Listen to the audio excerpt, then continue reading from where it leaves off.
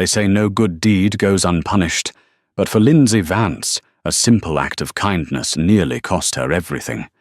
It was a storm that shook the county of Derbyshire, the kind that turns roads into rivers and fields into graveyards. When she saw a stranger trapped in the suffocating mud screaming for help, she didn't see rank or riches, she just saw life worth saving.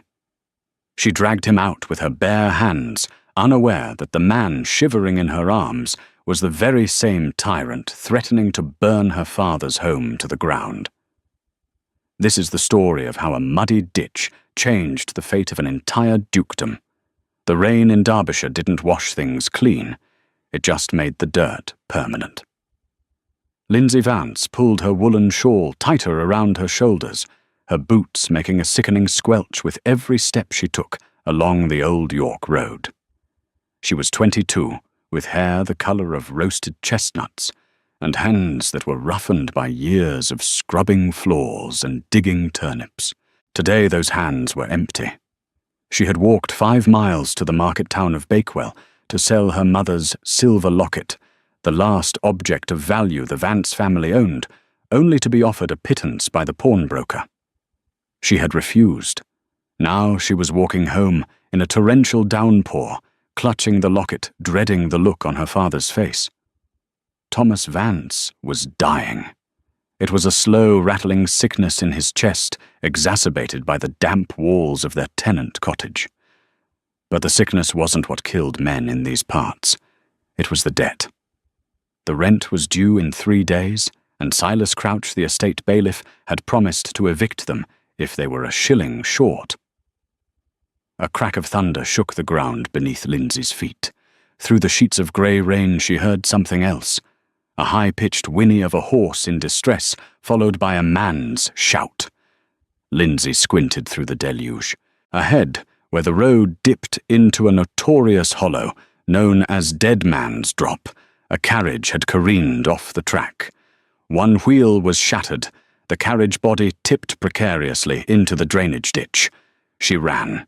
"Hello, is anyone there?" She screamed, the wind tearing the words from her throat. "Help damn this infernal mud!" a voice roared back. It was deep panicked and distinctly arrogant. Lindsay slid down the embankment. The scene was chaotic. A black stallion was thrashing in the mud, tangled in the harness, while a man was pinned between the carriage door and the steep, muddy bank. The mud was rising thick like quicksand, already up to his waist. "Stop moving," Lindsay commanded, grabbing a fallen branch. "You're only sinking deeper." The man looked up.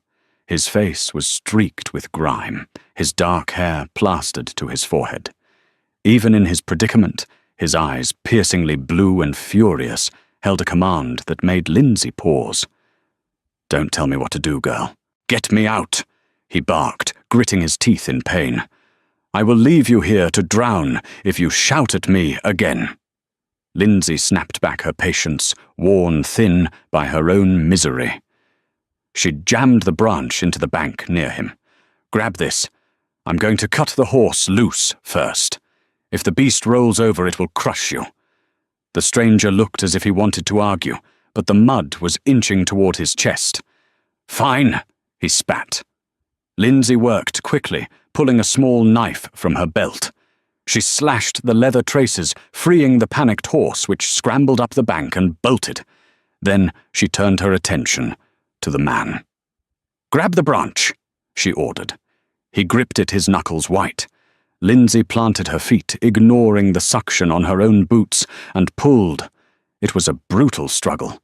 The earth seemed hungry, unwilling to let him go.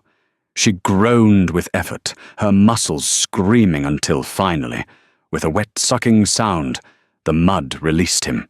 He crawled up the bank and collapsed onto the grass, gasping for air. Lindsay fell beside him, her chest heaving. For a moment, they just lay there in the rain. "My leg," the man groaned, clutching his left calf. "I think it's broken." Lindsay sat up, wiping mud from her eyes. She looked at him properly for the first time. Beneath the layers of filth, his coat was made of fine wool, though it was ruined now. He wore a signet ring on his finger, heavy gold, with a crest she couldn't make out through the dirt. "You can't stay here," Lindsay said, standing up on shaky legs. "The temperature is dropping. If the cold gets into your bones, you'll be dead by morning." "My carriage," he looked back at the wreck, "is firewood," she finished. "My cottage is a mile down the road. It's not much, but it's dry." The stranger looked at her, his eyes narrowing. "I have no money on me. Thieves took my purse 2 towns back. That's why I was driving so fast." Lindsay let out a bitter laugh. "I didn't save you for a reward, sir. I saved you because I'm not a monster. Now can you walk, or do I have to drag you like a sack of potatoes?" He gritted his teeth and stood on his good leg, leaning heavily on her shoulder. He was tall, heavy, and smelled of expensive tobacco and wet earth. "I am grateful," he muttered the word sounding foreign on his tongue. "My name is Ash." "Lindsay," she replied, struggling under his weight. "Come on, Ash, let's get you out of this storm." She didn't know that the arm draped over her shoulder belonged to Sebastian Thorne, the Duke of Greystone, the man who owned the very mud they were walking on. The Vance cottage was a small stone structure with a thatched roof that had seen better days. Inside, a meagre fire crackled in the hearth. Lindsay kicked the door open and helped Sebastian Ash onto the wooden bench near the fire. Her father Thomas was asleep in the corner, his breathing raspy and shallow. "Quiet," Lindsay whispered. "My father is ill." Sebastian looked around the room. It was painfully poor. The floor was packed dirt. The furniture was handmade and rough, and the only decoration was a faded painting of a woman on the mantel. Yet it was spotlessly clean. "Sit," Lindsay commanded. She fetched a basin of warm water and a clean rag. "I need to look at that leg."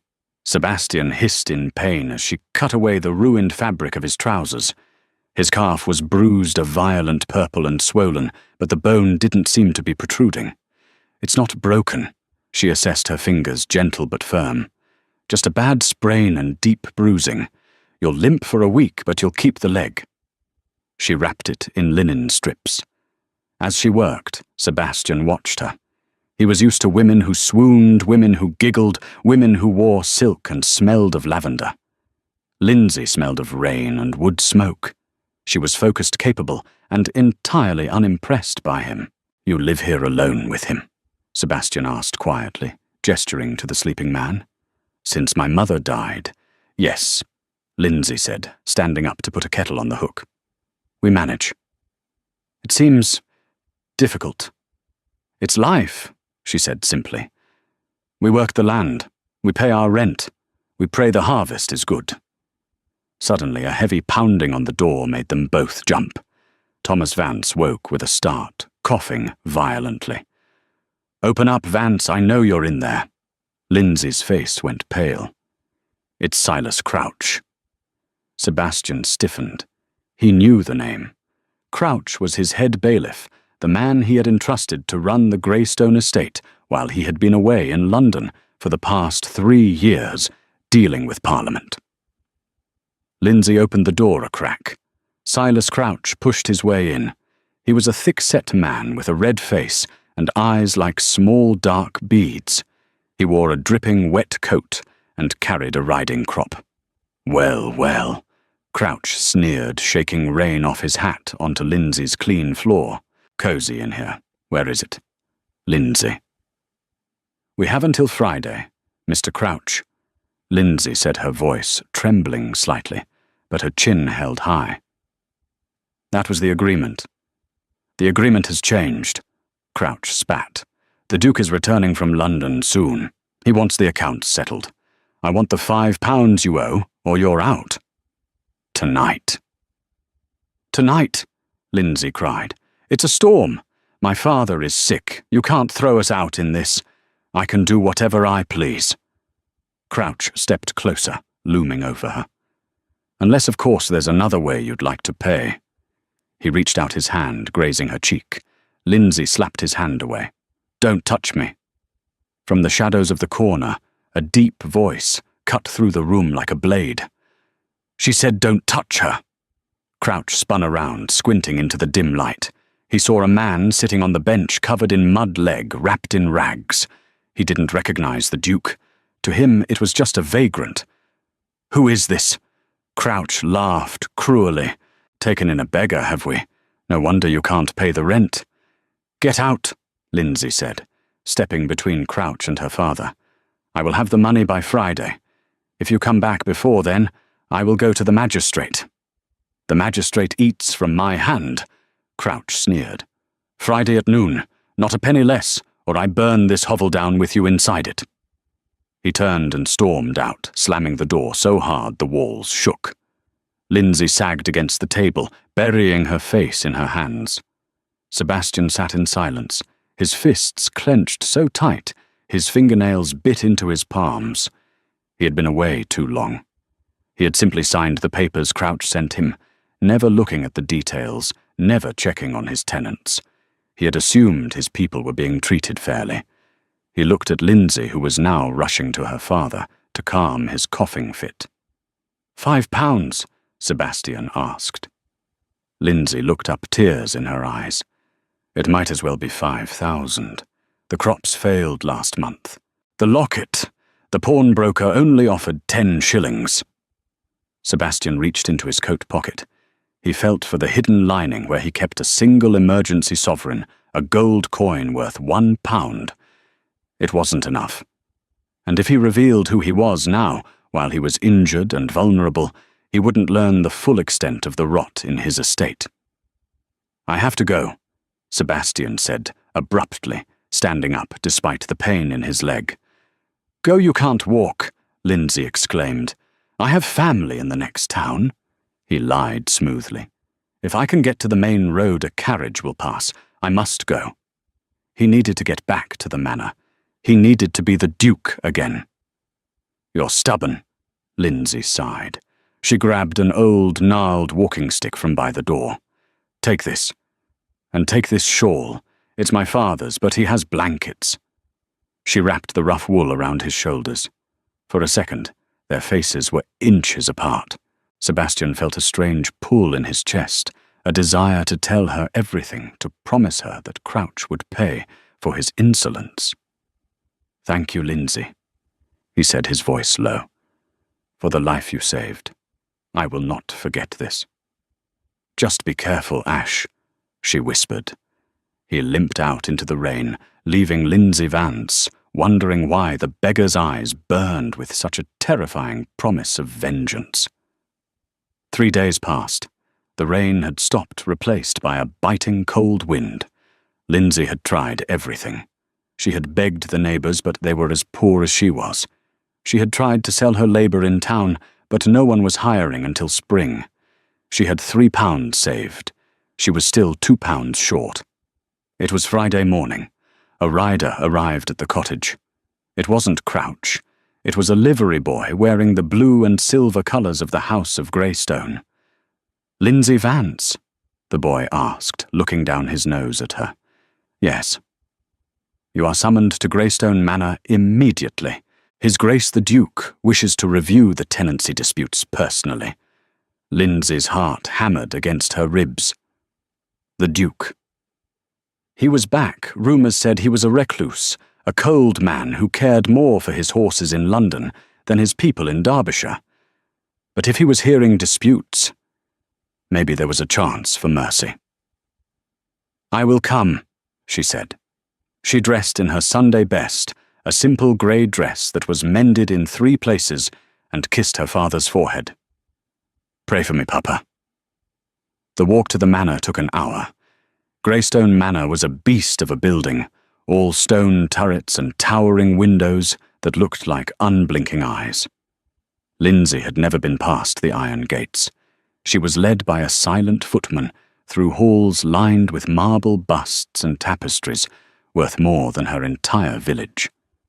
She felt small, dirty, and insignificant. They reached 2 massive oak doors. The footman opened them.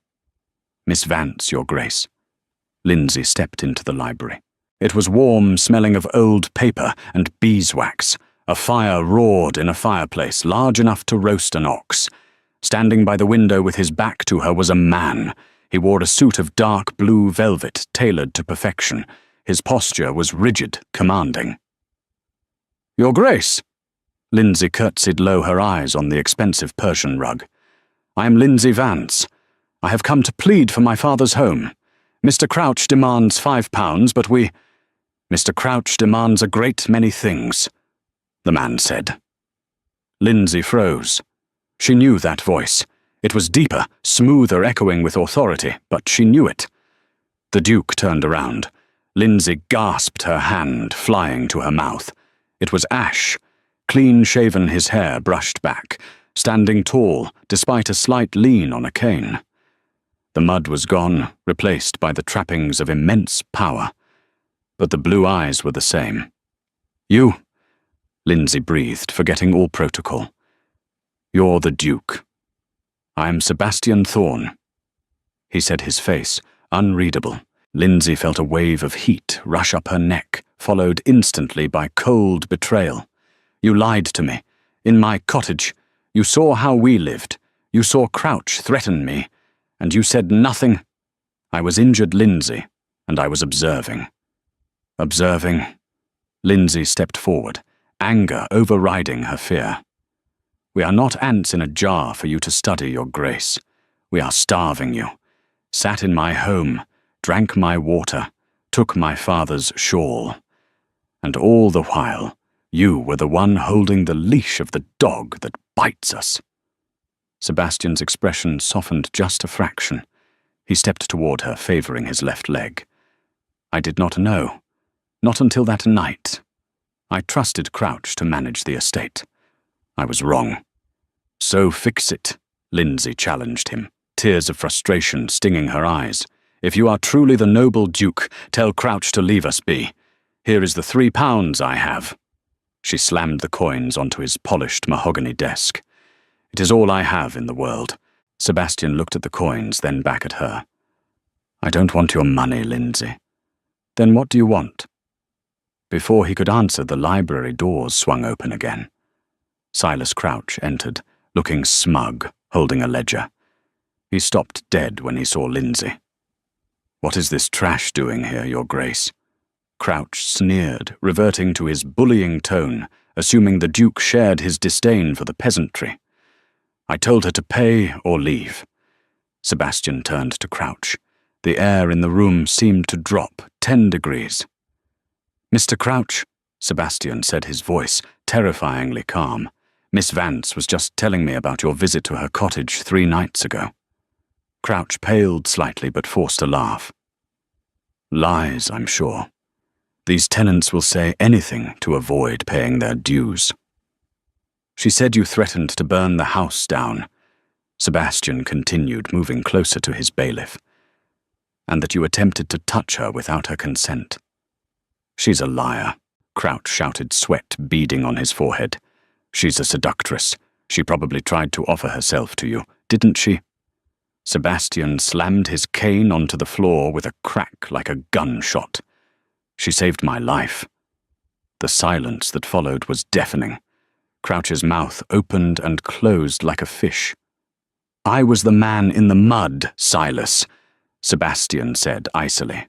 "I was the beggar you mocked. I sat 10 feet away from you while you threatened a defenseless woman." Crouch looked from Sebastian to Lindsay, his eyes wide with terror. Then a dark, desperate look crossed his face. You were there," Crouch stammered. "Then you saw the stolen goods, surely?" Lindsay frowned. "What stolen goods?" Crouch pointed a shaking finger at Lindsay. "The reason she has no money, Your Grace, is because her father is a thief. I found Greystone silver in their cellar weeks ago. I was being merciful by only asking for rent, but if you want the truth, Thomas Vance has been robbing the manor for years." "That is a lie," Lindsay screamed. Sebastian looked at Lindsay, then at Crouch. The doubt in his eyes broke Lindsay's heart. He was a duke. Crouch was his employee of 10 years. She was just the girl from the mud. "Search the cottage." Sebastian ordered, his voice flat. "No!" Lindsay cried. "Ash, your grace, please." "If there is nothing to hide, there is nothing to fear," Sebastian said, turning his back on her. "Guards, escort Mr. Crouch to the Vance cottage. Search it." Lindsay stared at Sebastian's back, feeling a betrayal sharper than any knife. He wasn't the man she saved. He was just the landlord after all. The ride back to the cottage was a blur of misery. Lindsay sat in the back of a wagon, flanked by 2 stone-faced guards, while Silas Crouch rode ahead on his horse, looking like a general returning from a conquest. Sebastian the Duke did not come. He had remained in his ivory tower, letting his dogs do the hunting. When they arrived, the cottage was already surrounded. "Turn it out," Crouch barked. "Every drawer, every loose board." Lindsay was forced to stand by the door, her arms held by a guard, as she watched the destruction of her life. They overturned the table. They ripped the stuffing from the single armchair. They pulled the meager blankets off her father, who was coughing so hard his face was turning blue. "Leave him alone," Lindsay screamed, struggling against the guard's grip. "He's dying. Can't you see he's dying?" "He'll die in a cell if he's a thief," Crouch spat. The bailiff walked over to the small sleeping area Lindsay used. He knelt down, pretending to inspect the floorboards. With a dramatic grunt, he pried a loose board up with a crowbar. "Ah-ha-ha!" Crouch shouted triumph, ringing in his voice. He reached into the dark hole and pulled out a heavy, ornate silver goblet wrapped in a velvet cloth. It bore the unmistakable crest of the Greystone family, a roaring lion. "There it is." Crouch held it up for the guards to see. "Proof the Vances have been stealing from the manor." Lindsay stared at the goblet, her mind racing. "That wasn't there this morning," she said, her voice shaking with rage. "I scrubbed that floor yesterday. I would have seen it. You put it there." "Me." Crouch feigned shock, placing a hand on his chest. "I am a man of the law, girl. You are a desperate peasant." He turned to the guards. "Arrest her, and the old man, too." "No." Lindsay threw herself forward. "Take me. My father had nothing to do with this. He hasn't left his bed in weeks. If you move him to the jail, you kill him. I confess I did it alone." It was a lie, but it was the only card she had left to play. Crouch smiled a greasy, satisfied grin. "A confession. Excellent. Leave the old man to rot. Take the girl to the manor dungeon. The Duke will decide her fate."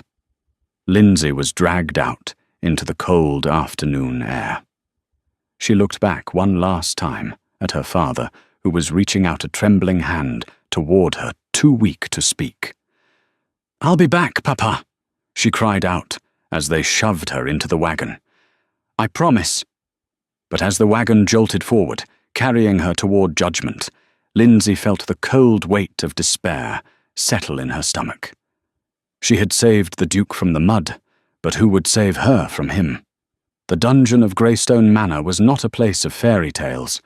It was damp, dark, and smelled of centuries of misery. Lindsay sat on a pile of mouldy straw, her knees pulled to her chest. It had been hours. The sun had set, leaving her in pitch blackness. She replayed the events in her head, the way Sebastian had looked at her, cold, distant. He was a duke. She was a fool to think a moment of connection in a muddy ditch could bridge the gap between their worlds. A heavy, rusted creak echoed through the corridor. Light spilled across the stone floor as the heavy iron door opened. Footsteps approached. Slow, deliberate, a cane tapping against the stone. Lindsay didn't look up. She knew who it was. Sebastian stopped in front of her cell. He held a lantern, the golden light illuminating his sharp features. He looked tired. He had changed out of his velvet suit into more practical riding clothes. "Is it true?" he asked softly. Lindsay looked up, her eyes blazing in the lantern light. "Is what true? That your bailiff is a magician who can pull goblets out of thin air?" Sebastian gripped the bars. He found the silver Lindsay. You confessed. I confessed to save my father's life. Lindsay stood up, marching to the bars until she was inches from his face. You know me, Ash. You looked into my eyes while I dragged you from that ditch. Do I look like a thief to you? Do I look like someone who would steal a goblet and then starve rather than sell it? Sebastian was silent. Her logic struck him like a physical blow. It didn't make sense. If she had stolen silver, why was she walking in the rain to sell a locket for pennies? Why was her home so destitute? The evidence is damning, Sebastian murmured almost to himself. But my instinct... Your instinct is worth nothing if you don't use it, Lindsay snapped. You are the Duke. You have the power to find the truth, but you are too lazy, too removed to see what is happening right under your nose. Silas Crouch is a snake. He wanted payment from me that wasn't money. When I refused, he threatened me, and now he frames me. Sebastian's eyes darkened at the mention of the payment. What did he ask of you? Use your imagination. Your Grace, she whispered bitterly. Sebastian unlocked the cell door. The metal screeched in protest. He stepped inside. The space was small, forcing them close together. I want to believe you, he said, his voice dropping to a husky whisper. When I was in that mud, I thought I was going to die. You didn't ask for my name. You didn't check my pockets. You just saved me. That is not the action of a criminal. He reached out his hand, hovering near her face, hesitant.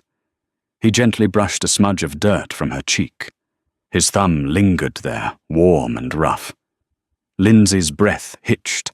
For a second the anger melted, replaced by the terrifying realization that she was falling for the man who held her life in his hands. Then prove it, she whispered. Don't just release me. Prove I am innocent. Check his ledgers. Talk to the pawnbrokers in Bakewell. Do the work. Sebastian stared at her, mesmerized by her fire. I will, I promise you, Lindsay. If he has lied to me, if he has hurt you, I will tear his world apart. He turned to leave, pausing at the door. I cannot release you yet, not without proof. It would look like favoritism. But I will make sure you are comfortable.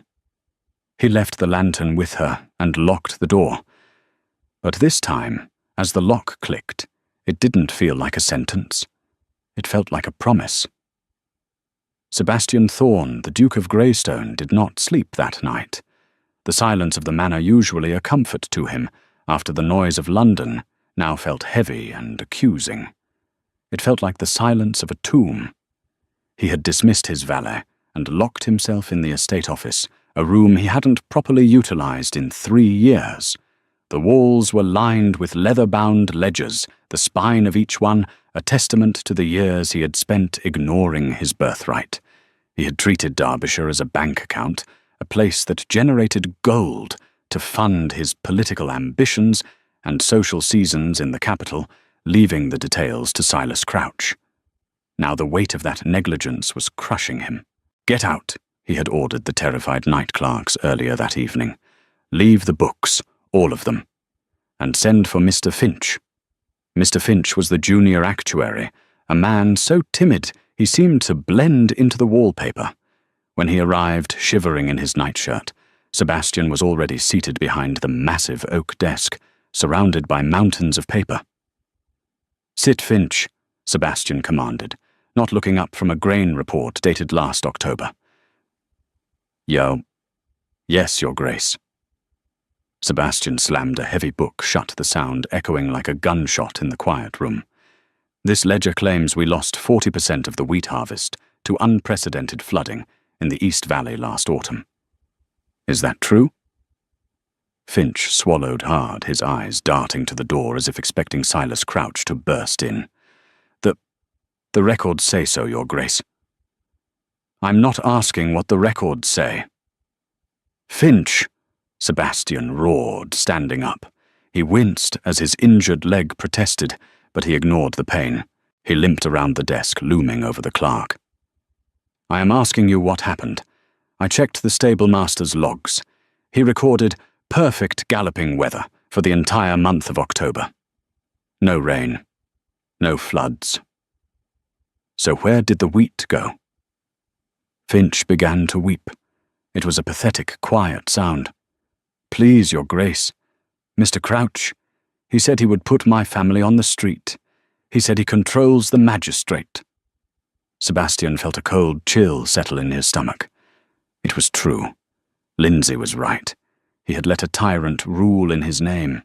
"Finch, look at me. Crouch is done. But I need proof. Not just numbers that don't add up. I need to know where the money went." He sells the surplus," Finch whispered, trembling. "He marks it as spoiled or lost, then sells it to private buyers in Manchester and Sheffield. But he keeps the best goods, the silver. The heirlooms he confiscates from tenants who can't pay his inflated fines. He sells those locally." "Locally?" Sebastian's eyes narrowed.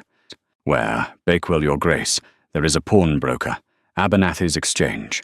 Crouch goes there once a month." Sebastian looked at the grandfather clock in the corner. It was 4:00 a.m. "Go to bed, Finch," Sebastian said, his voice drop-dead calm, "and pray that by noon you still have a job. The ride to Bakewell was a brutal awakening. The storm had passed, but it left behind a freezing fog that clung to the moors." Sebastian rode his black stallion hard, the cold air biting at his face, stinging his eyes. Every throb of pain in his bruised leg served as a reminder of Lindsay. "She dragged you through the mud," he thought bitterly. "The least you can do is ride through the cold." He reached the market town, just as the grey light of dawn was bleeding over the rooftops. Bakewell was asleep, save for a few bakers preparing their ovens. Sebastian navigated the cobblestone streets until he found the sign Abernathy's Exchange, gold, silver, and curiosities. He didn't knock. He dismounted, tied his horse, and kicked the door with the heel of his boot. The wood splintered near the lock, and the door swung open with a crash. "Thieves, I have a musket!" a voice shrieked from the back room. A balding, spectacled man emerged, wearing a nightcap, clutching a heavy iron poker. He froze when he saw the intruder. This was no common thief. It was a man dripping with condensation, wearing a coat that cost more than the shop's entire inventory, with eyes that burned with a terrifying intensity. "Lord Greystone." The pawnbroker breathed the poker clattering to the floor. I didn't know. To what do I owe the honor?" Sebastian stepped inside, closing the door behind him. The shop smelled of old paper and dust. "I am looking for a silver goblet, Abernathy, and candelabras, and a set of spoons with the lion crest. You know the ones." Abernathy's face went pale. "Your Grace, I run a respectable business. I keep detailed logs." "Do not lie to me," Sebastian said, his voice dangerously low. He advanced on the man, tapping his cane against the floorboards, with a rhythmic, menacing thud, thud, thud. "Silas Crouch has been bringing you stolen goods from my estate for years. He claims they are payment for debts, but we both know he pockets the coin." I don't know what you mean," Abernathy stammered, backing up until he hit the counter. "Mr. Crouch is your bailiff.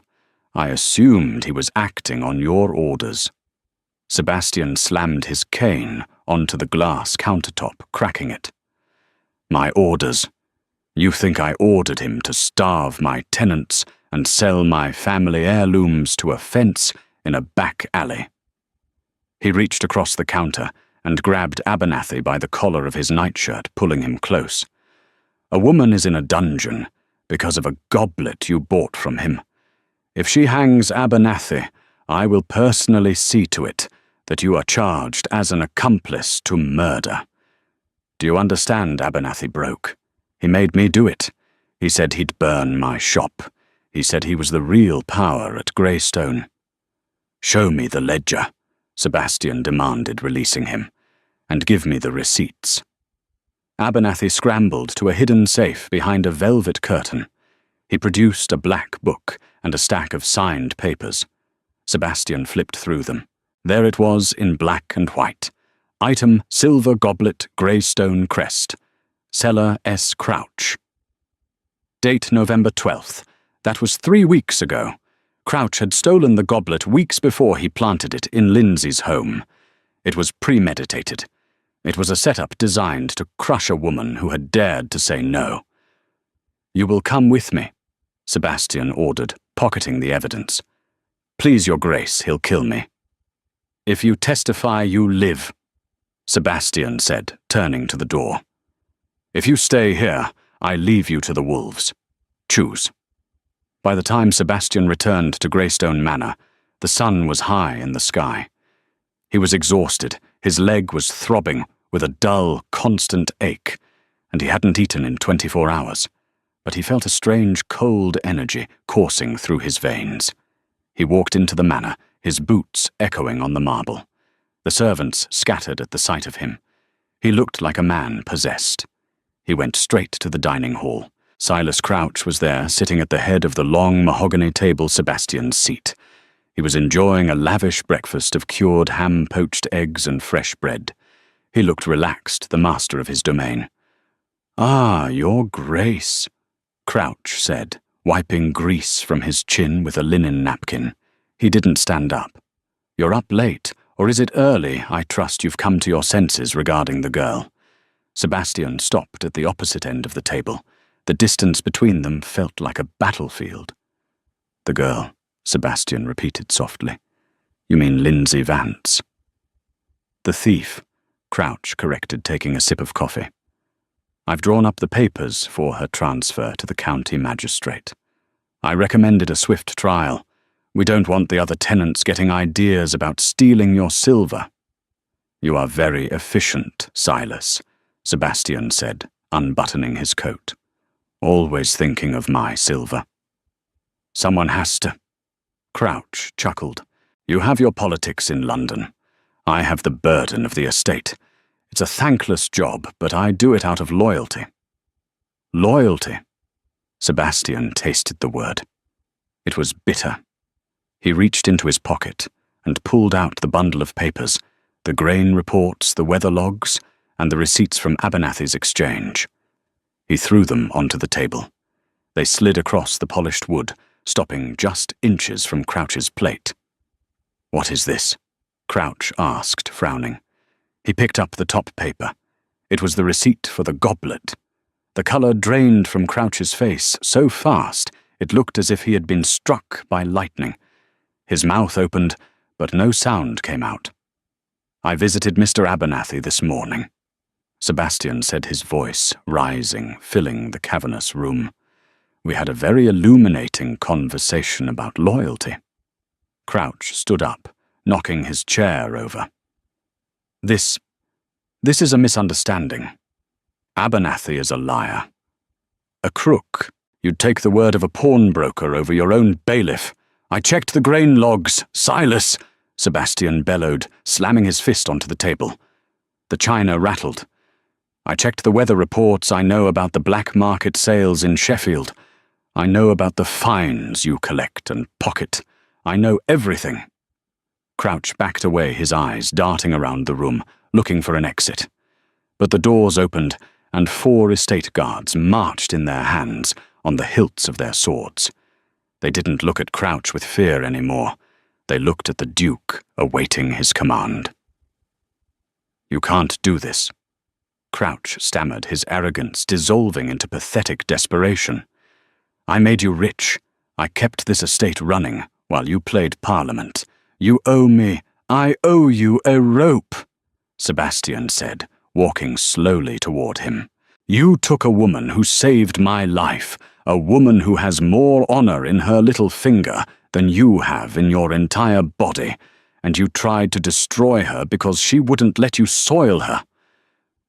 Sebastian stopped inches from Crouch. The bailiff was shaking sweat pouring down his red face. "I should kill you where you stand," Sebastian whispered, his voice trembling with suppressed rage. "For what you did to her. For what you did to her father. But I am not you, Silas. I am a civilized man." He turned to the head of the guard. Captain, take this man. Chain him.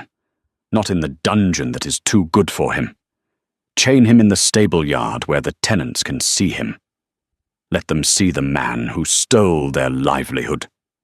No, your grace, please, Crouch shrieked as the guards grabbed him by the arms. I can explain, we can work something out. Take him away, Sebastian roared. As Crouch was dragged out, screaming and kicking, Sebastian stood alone in the dining hall. The silence returned, but this time it wasn't heavy. It was clean. He looked down at his trembling hands. He had exorcised the ghost that haunted his halls. But the work wasn't done. The most important part was waiting in the dark, behind iron bars. He grabbed a fresh ring of keys from the wall, his heart hammering against his ribs. I'm coming, Lindsay, he whispered to the empty room. And for the first time in years, Sebastian Thorne ran. He ran, despite the pain in his leg. He ran toward the dungeon, desperate to make things right. The heavy iron door of the dungeon did not creak this time. It slammed against the stone wall with a violence that made Lindsay jump. She had been sitting in the corner, tracing the patterns of mold on the damp bricks, trying to keep her mind from spiraling into despair. She expected Silas Crouch to return with a magistrate, or perhaps a hangman. Instead, she saw a ghost. Sebastian stood in the doorway. He was breathing hard, his chest heaving beneath his linen shirt. His cravat was undone, his hair wild and wind-blown, and his boots were covered in dust. He didn't look like a duke. He looked like a man who had run through fire. Lindsay! He choked out, his voice cracking. He didn't wait for her to stand. He rushed into the cell, the keys jangling in his trembling hand as he dropped them to the floor. He fell to his knees in the straw beside her, heedless of the filth ruining his fine trousers. Ash, she whispered, pulling back, slightly confused by the raw desperation in his eyes. I am so sorry, he said, reaching out but stopping inches from her face, as if afraid he might shatter her. I was blind. I was a fool. I let a snake whisper in my ear while I ignored the truth standing right in front of me. Lindsay looked at him, her heart pounding. You found the proof. I found everything. Sebastian vowed, his blue eyes burning with intensity. Crouch is in chains. He will never hurt you again. He will never hurt anyone again. The relief hit Lindsay like a physical blow. Her shoulders sagged and a sob escaped her throat. My father. Is he? He is safe, Sebastian promised, quickly taking her cold hands in his warm ones. I sent my personal carriage for him. Dr. Sterling, the best physician in the county, is with him now. He is being moved to the east wing of the manor. I swear to you, Lindsay, he will live like a king for the rest of his days. Lindsay looked down at their joined hands. The anger she had nursed for the last 24 hours tried to rise up, but it was drowned out by the sheer vulnerability of the man before her. This wasn't the imperious Lord Greystone who had ordered her arrest. This was the man she had pulled from the mud. You left me here, she whispered, her voice trembling. You let him take me. I know, Sebastian said, bowing his head, his forehead resting against their clasped hands. And I will spend the rest of my life trying to atone for that single night of cowardice. Please, Lindsay, let me take you out of this darkness. The transition was jarring. One moment Lindsay was shivering in a dungeon. The next she was being ushered into a bathing chamber that was larger than her entire cottage. Mrs. Higgins, the motherly housekeeper, fussed over her with tears in her eyes, scrubbing away the prison grime, and dressing her in a gown of soft, pale blue silk that had belonged to Sebastian's late mother. But Lindsay couldn't rest. Not yet. Take me to him, she commanded the moment she was dressed. She found her father in a guest room filled with sunlight. Thomas Vance was propped up on goose-feather pillows, looking frail but clean. A fire roared in the hearth, and a bowl of rich broth sat on the bedside table. Lindsay!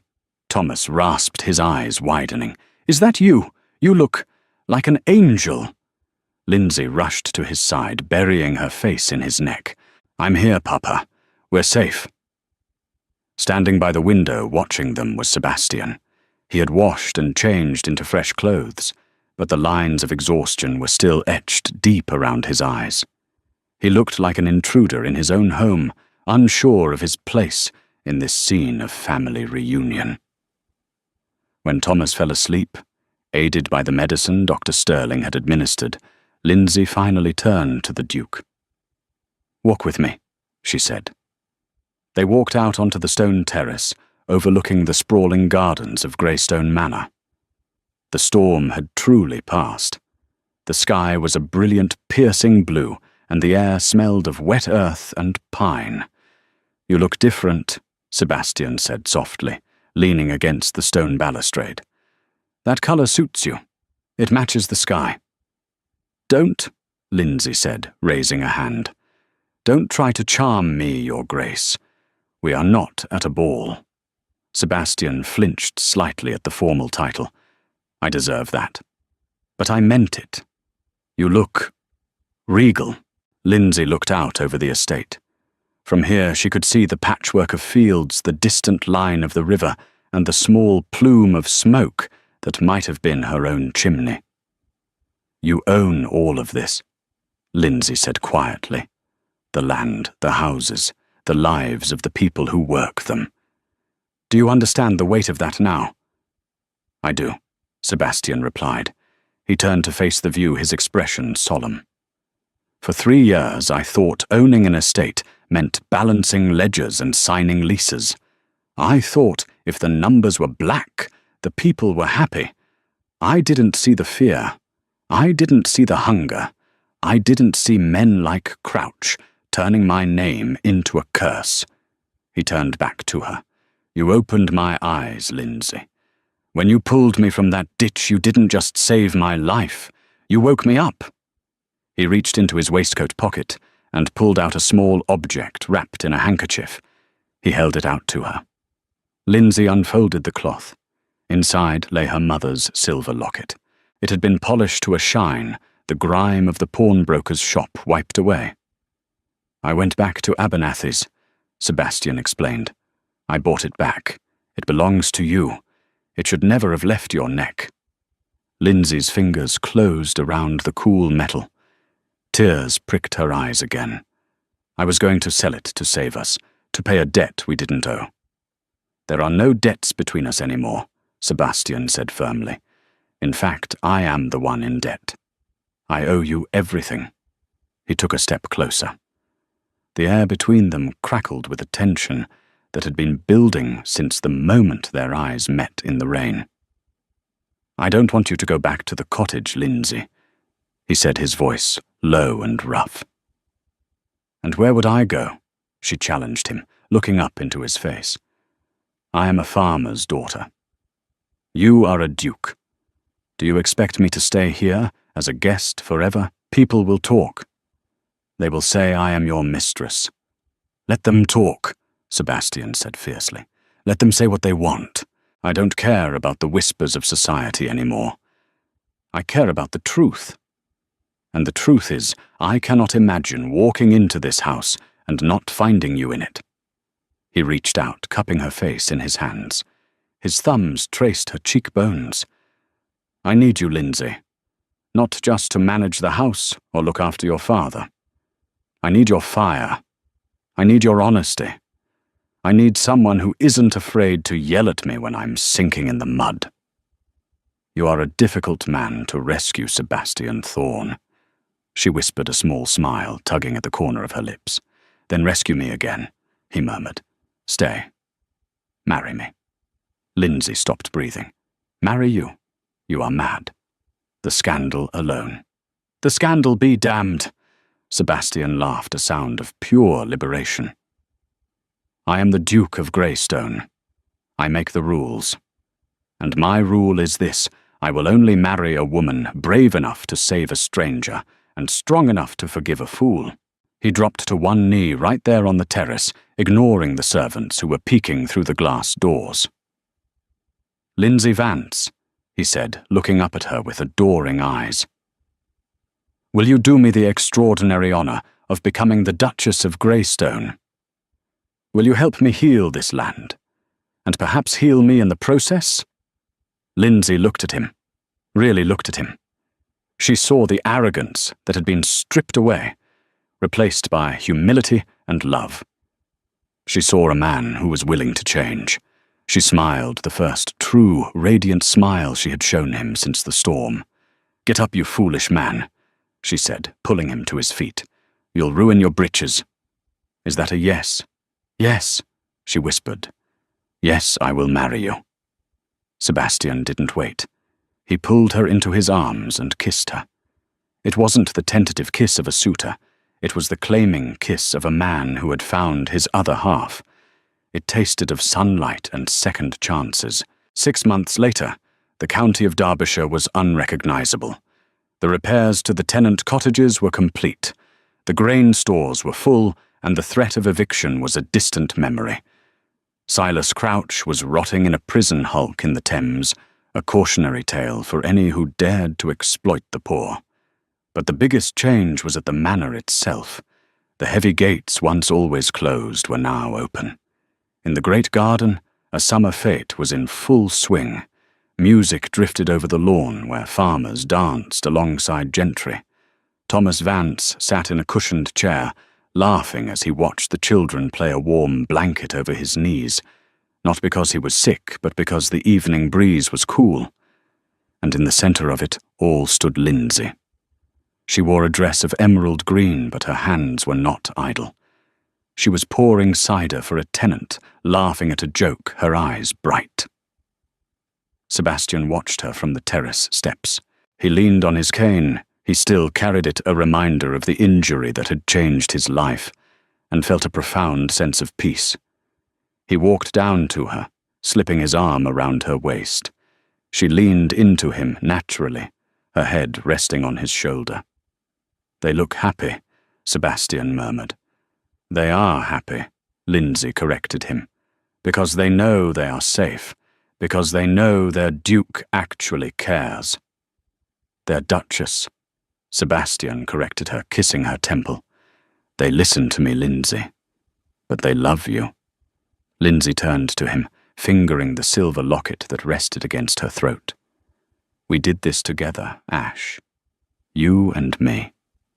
From the mud to the stars," he whispered. As the sun set over the rolling hills of Derbyshire, painting the sky in shades of gold and violet, the Duke and his Duchess stood together, not above their people but among them. Proof that the greatest love stories don't begin in ballrooms, but in the storms that force us to save each other. And that is the story of how Lindsay Vance went from saving a stranger in the mud to ruling the land he owned. It's a powerful reminder that sometimes the hardest struggles lead to the most beautiful destinations, and that true love is about partnership forgiveness and seeing the worth in every human being. I hope you enjoyed this journey of drama, justice, and romance. If Lindsay's bravery inspired you, please hit that like button and share this video with a friend who loves a good historical romance. Don't forget to subscribe and turn on notifications so you never miss our next story. I'd love to hear from you. What was your favorite moment? Was it the rescue, the confrontation, or the proposal? Let me know in the comments below. Thanks for watching.